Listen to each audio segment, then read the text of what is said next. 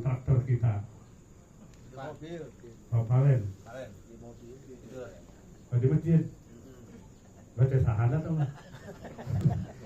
Sama pasarin dari segala besi. Panas. Dan yang tidak lupa juga ini Cirebon juga ini.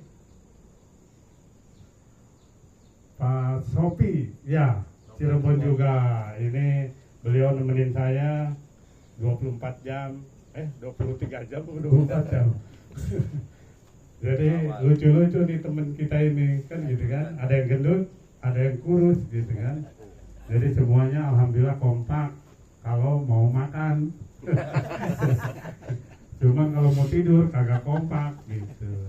Dan tidak lupa juga nih daerah Tasik, kayaknya ini Kang Ajat nongol tiba-tiba kan gitu kan. Kebetulan Banten itu ujungnya Pangandaran. Jadi Pangandaran itu ujungnya Banten, zaman Sultan Ageng Tirtayasa. Ya karena saya baru belajar pidato, jadi untuk teman-teman yang nggak disebut satu-satu seperti Gondrong, Yono, Nanang, itu kan udah diwakili oleh ketuanya 03 Ustaz Nurdin. Jadi Pak Rahmat udah kan gitu, cuman yang tidak hadir 0 berapa tuh, 07, 08. Pak Odi ini mantan di Provinsi Banten, kebetul pun berapa sama Pak Tata bareng ya? 3 tahun ya? Lebih duluan dia. Oh, lebih duluan.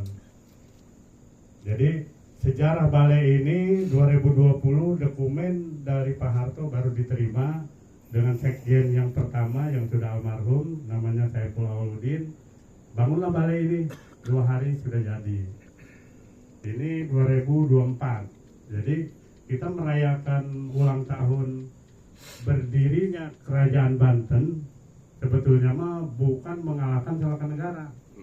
Cuman pada waktu itu Sunan Gunung Jati bersama Maulana Hasanuddin ke Gunung Karang untuk ketemu Raja Salaka Negara.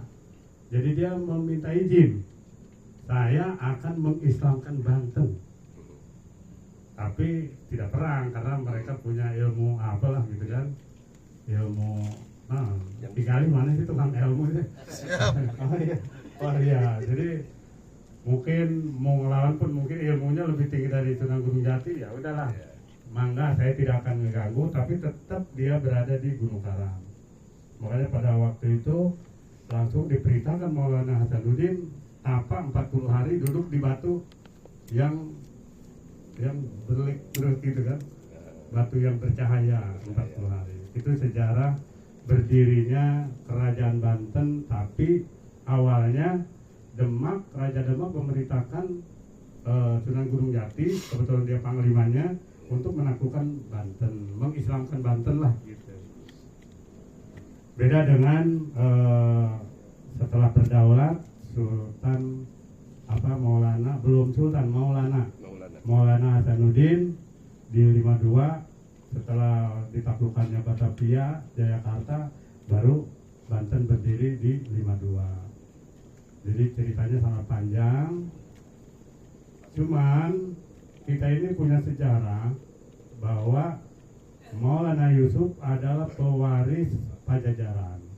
Jadi pada waktu beliau masih hidup, Maulana Hasanuddin menghadap ke Hayam Prabu Siliwangi berbicara mengenai mengislamkan.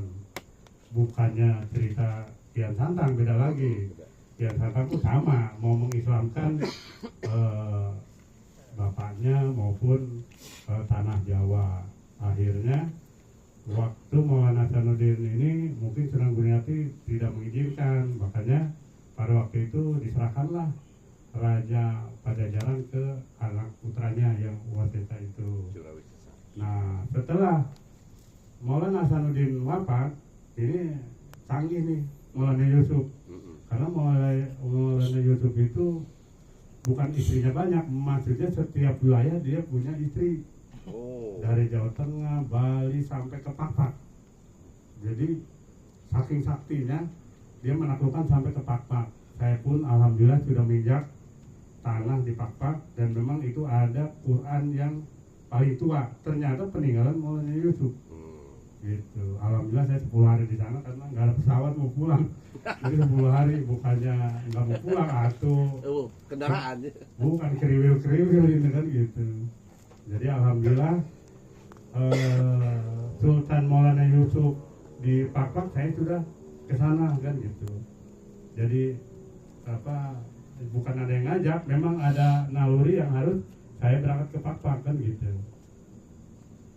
Setelah Maulana Yusuf tampil pada waktu itu zaman Maulana Sanudin itu Pakuan Pajajaran itu udah dilakukan. Makanya para perwiranya mau aja gitu kan. Ya udah beliau langsung berangkat. Rombongan pertama itu yang 40 panglima petinggi Pakuan Pajajaran itu di Polosan.